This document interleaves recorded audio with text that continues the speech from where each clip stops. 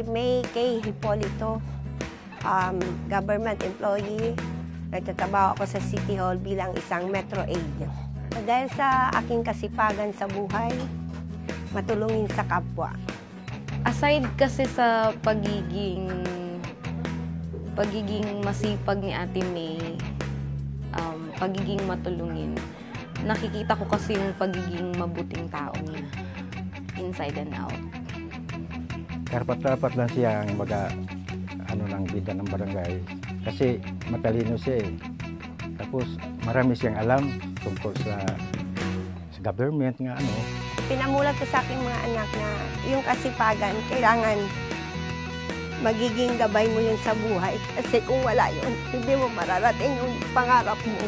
Napaaral niya yung dalawang pamangkin niya, tinutulungan niya, tapos yung kanyang dalawang anak. And then, yung sa pagiging masipag niya, talagang nagkakayod siya.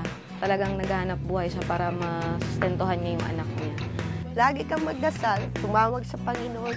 Kahit nasa kabila ng lahat na marami ka pa rin ups and downs, kailangan mo pa rin manatili sa Kanya.